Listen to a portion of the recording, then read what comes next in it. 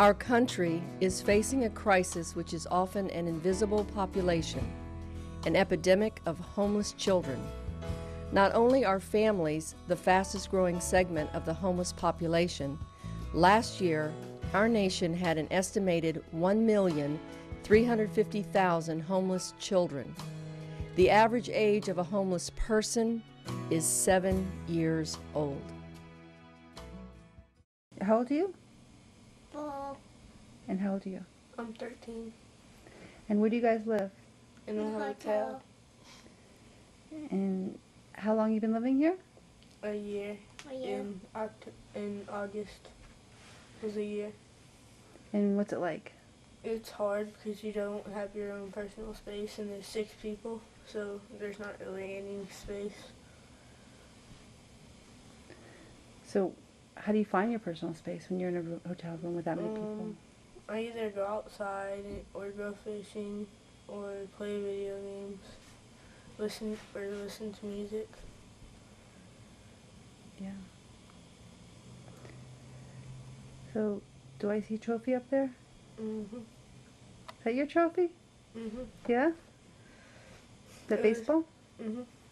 Because I used to play baseball, but my stuff got stolen, and I haven't been able to. I don't have the money to buy more stuff, so I haven't got to play. It sounds like something you miss. Mhm. What's your name?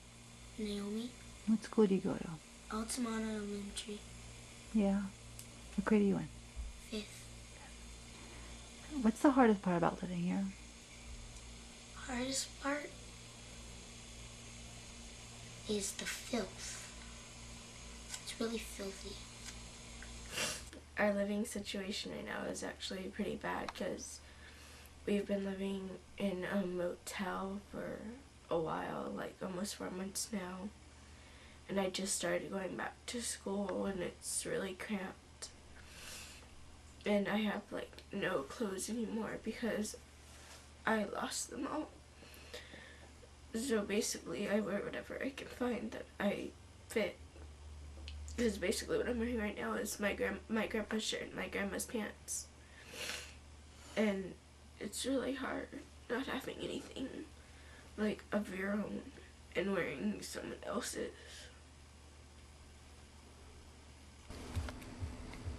I would wish for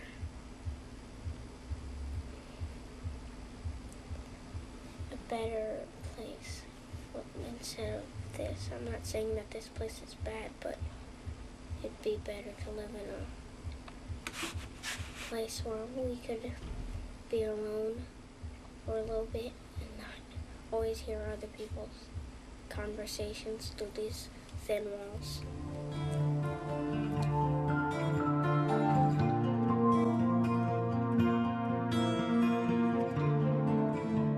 The impact of homelessness can be severe.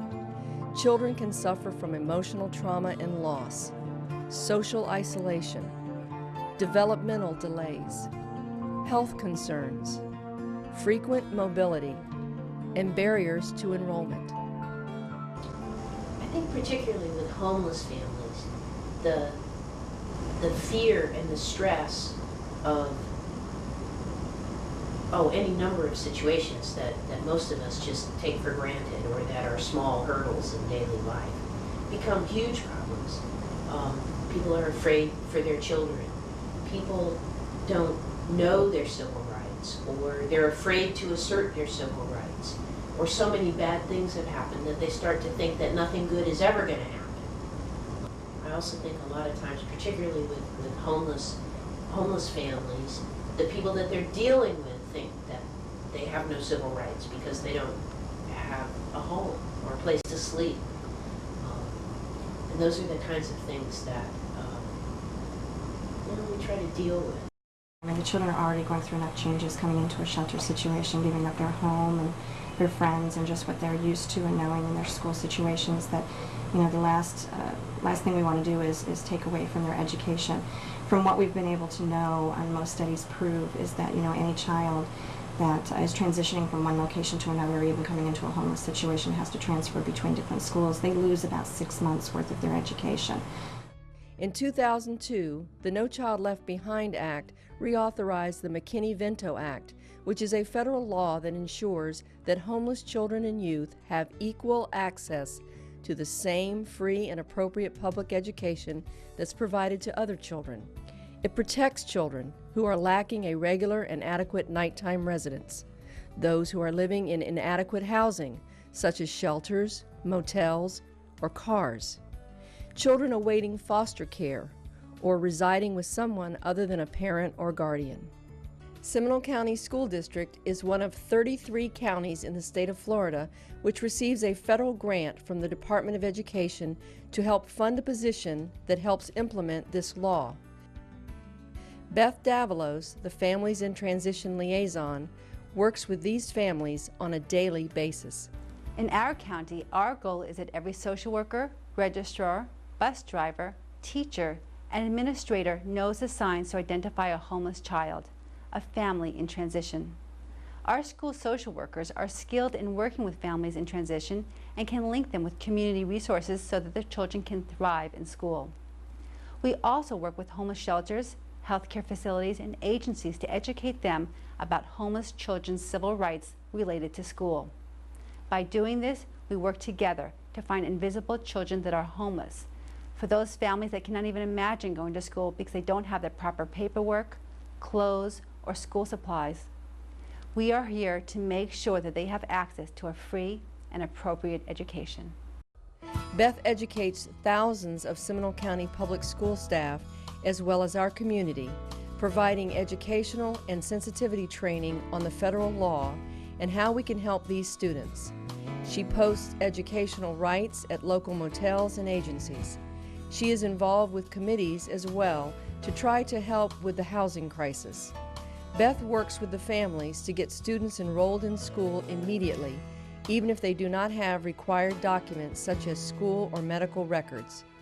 When circumstances force students to move out of the area of their school of origin, according to law, Beth ensures that they receive transportation to that school for the remainder of the school year. First of all, we was homeless because of domestic violence, and we were living in a shelter in a pop-up. At the time that we became homeless, Jordan was going to school in Tuscarora. Because of us moving around, I wanted him to have some kind of stability, you know, with his education at least, you know. And it happened, you know. You guys work it out where he takes an Orange County bus to Seminole County, and Seminole County bus picks him up and takes him the rest of the way to Tuscarora. Great. And he's doing really good. He just got his report card and he's got A's and B's. In addition, these students receive free breakfast and lunch, school supplies, and clothing. Tutoring services are also made available at several local shelters as well as at some of the schools. One school district cannot tackle a problem as large as homeless youth's lack of access to education. The schools need partnerships within the community if they are to succeed in ensuring equal access to education for all children.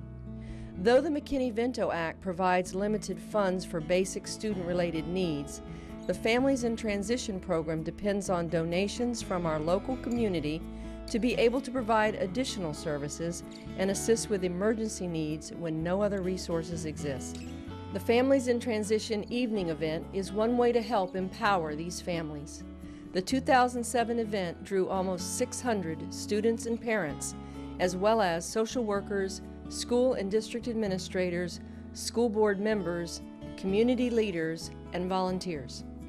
Local social service agencies had booths staffed with case managers and social workers to evaluate how they could help the families in attendance.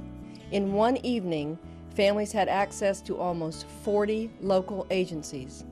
Normally, families in transition have difficulty gaining access to most of these services due to lack of transportation, reliable phones, work constraints, childcare, and more. The evening of connections, dinner, and entertainment with transportation provided contributes to these needy families feeling empowered and gives them new energy to find ways to help themselves. Families leave feeling supported and knowing that they are not alone. In addition, families receive personal care bags, books, and door prizes donated by local businesses. Community members donated refurbished bikes, and a community agency donated a refurbished computer for every family in attendance. Through donations such as bikes, new clothing and shoes, school supplies, and computers, students believe that they have similar opportunities, freedom, and choices that other children have. In Seminole County Public Schools, we believe in excellence and equity for all. To that end, the Families in Transition program serves as an advocacy group for the increasing number of students who are in transition. The Families in Transition program leads initiatives that assist families with school-related concerns such as enrollment, placement, daily schedules, and in general, any educational need that students might have to ensure that they are safe and have the kind of supportive environment needed for success. Attending the Evening of Magical Connections event, I witnessed the powerful conversations and presentations that were made. As individuals talk with each other and local agencies, relationships were developed and nurtured, needs identified, and resources shared. It is a very meaningful event, and that's what Seminole County Public Schools are all about. Working together as a community and creating opportunities so that the hopes and dreams of all children can be realized. Indeed, a brighter future is in store for our families in transition because of the strategic and valuable resources available to them. There's more people out there that do things like this, you know, and you're making a difference not only just in my life, but you're also being an example for the child that's behind me. And that teaches him to be a better person in society.